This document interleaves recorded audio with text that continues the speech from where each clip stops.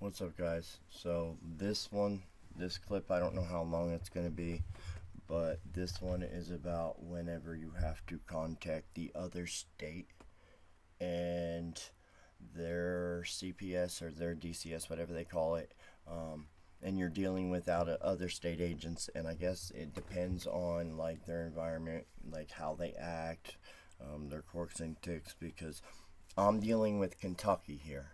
Okay, so Kentucky DCS. And it just so happens I found out that not only was she taken away for neglect, and they didn't tell me, they automatically put her into foster care and then contacted me. And now I'm having trouble having them respond to me. So I sent a couple lively worded messages to the CPS worker that said she was the case worker. And hold on.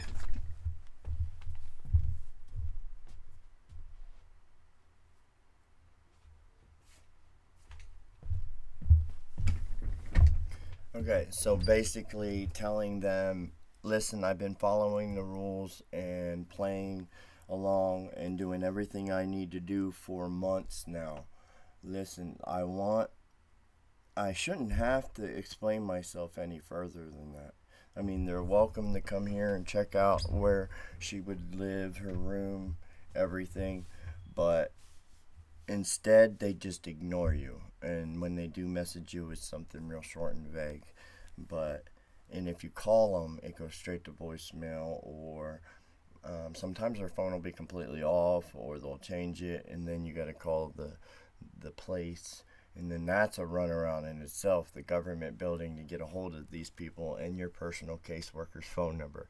So in order to avoid all that, I just suggest whenever you finally do make contact with the caseworker that informed you of your child's the information, then I suggest you make sure they know that you will be, and if you're serious about being a parent, you will be highly involved in, talking to them and asking them stuff and getting the status of stuff, and that you can't play the, hey, this number's changed every 5 minutes, or you don't, or if they do text you, you don't respond for months. I can understand, like, if you're busy throughout the day, or maybe even a couple days, but when it goes months and you don't hear back from them, okay, so that's when you start making messages like this, making YouTube videos like this, standing outside of a courtroom looking like a complete lunatic, daring prosecutor to confront you about why they're involved if they have no jurisdiction. Told to me by the phone call on my other video. Check out my other video in this series of fighting the government to get your child parental rights back. But yeah, hit the subscribe button, the like button. That helps the algorithm. It'll help spread the message. Anyone who is serious about fighting and potentially even dying for their children and meaning it, then comment. If I'm doing this wrong, I don't know what else to do.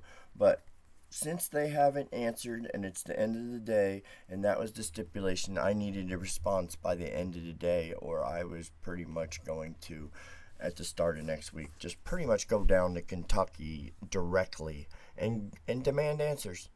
I'm demanding answers because I am getting emotionally, financially, and every aspect of my life is under attack at all times, and I want answers. So you start giving them, you know, the day or so, like, hey, it's been 2 months. I want to hear about you at the end of the day. Do your job, or um, I'm gonna post this because people need to know you can't. I guess they think it's a joke because it's not their kid, their daughter, or they're so used to America being blah. I don't care. Oof, oh well. Motherfucker, I will fuck you up. I swear. I swear. But anyway, let's see how long this message is. I ain't gonna go into great detail because it still is a government official. But here is this. Let's see how long this was.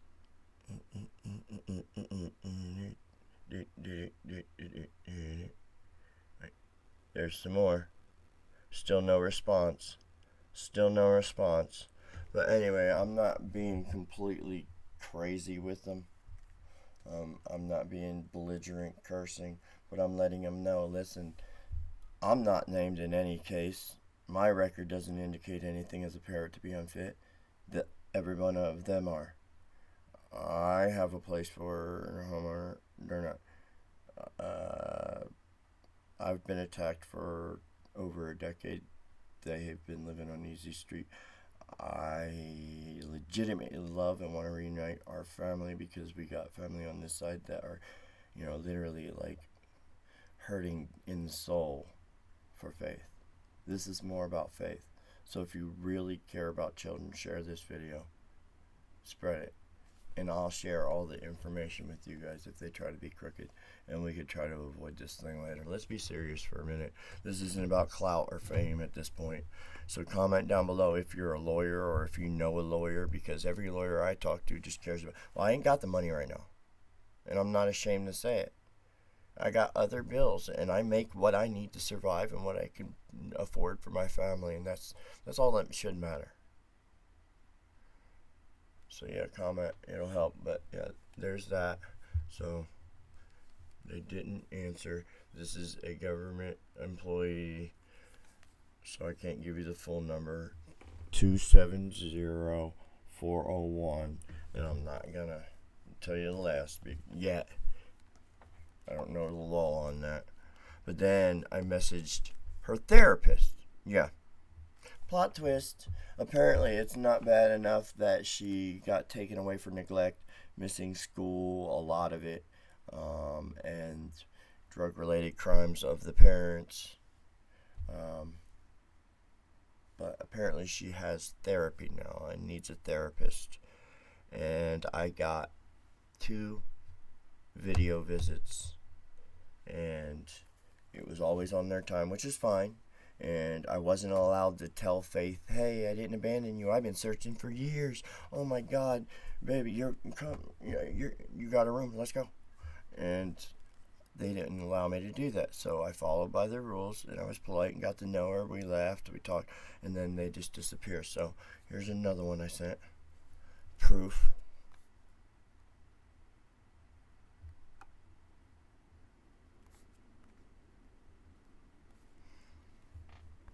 And this one's telling her, listen, I have tried to cooperate. I don't understand how she's in foster care and therapy in the beginning when there should be no question her home's here. But 270 Kentucky number. Let's see if you can see it.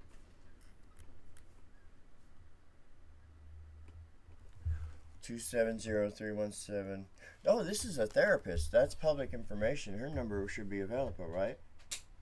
No, I don't want to give it out because it involves my daughter. I'm not going to give out the whole one. No, I'm not going to do that. Well, I guess, no, it wouldn't matter. It's not like she's with her. She's with the... Okay. But anyway, so when is it all going to stop? When is the government going to stop torturing these kids? She has a family here. She should not be in another state in foster care at the age of 16 now. How ridiculous is that? How absolute ludicrous is that they can... You can tell officers, you can tell court officials, you can tell prosecutors, you can tell lawyers, hey, she's not even here, and they're not necessarily the right fit, or if they are, at least let me have her here half the time or part of the time or something. I don't get no options. They don't tell me she's taken away. She don't tell me she's leaving. They don't tell me what they're taking from my checks, what taxes they take, what they do. It's shut up or you go to jail. Comment down below. Tell me what you think. This one, we'll call this responding to out-of-state CPS and attorneys, and getting it covered from now on if you're taking this serious. I suggest everybody does this if you're not going to do like I'm doing and post it for other people to see. Keep it for your private. And disclaimer, I'm not a lawyer. I can't give you legal advice. I am actually begging people for legal advice, so I know what to do. I am simply documenting what I am doing out of desperation, out of sheer parental instinct to go down there and just look the people in the eye and ask, why do you have her and why is she here? Everyone that has inserted themselves into this situation, including the prosecutor, the judge, the therapist, the foster parents, they're probably innocent, they're just trying to help, but the DCS workers, they are all strangers to this. Like, they're strangers inserting themselves into a family situation that could be simply rectified by, let me go down there, pick up my daughter, bring her home. Right? Yeah, Problem solved, in my opinion. So, today's motto, my thought process for today's video is, okay, it boils down to this. And as I release evidence and show people the nonsense that you have to go through, I write down everything. I'm very meticulous. They just happen to get an OCD person that's highly motivated and actually trained to like deal with stress differently than others. To the point of where I went at a courthouse and acted silly, just on that gray area. Comes now petitioner Aaron G. Bernard. I hate that name. Aarong Bernard, Barnard, Deputy Prosecuting Attorney, files his motion for hearing date. Said motion being the words and figures follow. Go with. Set a couple months out. Completely ignoring my motion to modify so I can explain that, hey, it took this long to figure. Actually, Brock helped me file the motion to modify it, and it was accepted online, and they just ignore it, and they threaten you more. So 90% of people will quit, give up, and just accept it. I did for a while. Don't be those people. Fight back. Fight back if you care. Fight back if you know you're in the right. Fight back if you're not crazy. Fight back for everyone that is, a victim of people that are crazy and not using common sense. And don't worry about what other people think. The world's already got enough problems. But if you're a lawyer or someone that knows anything that could help me legally or point me in the right direction, I really would appreciate it. I've never asked for a handout or anything in my life, and that's not what I'm doing now. I will make arrangements. There's a lot of different things I'm qualified to do. I can find a way if payment is needed, but I need help fighting this injustice. She should be here, and I can prove it. And as I release these tapes and all this nonsense, it should just mean, look at the record. They have neglect. Do I? No. Do I have domestic violence, drug-related crimes, violent crimes, anything like that on my... No. Do they have a home and a room for her? No, and I have evidence in a recording stating that she didn't even have her own bed. She slept in the living room as they sold drugs. Do I? Yes. Okay, so you meet all the criteria, Mr. Me. Yes. So you have a home and a bedroom for... Yes. That should be literally the only... Oh, okay, come pick up your daughter. That should be it. Comment if you disagree. If it should be harder than that. If it's known you're the father, they know you have a home for her. They know there's a loving family.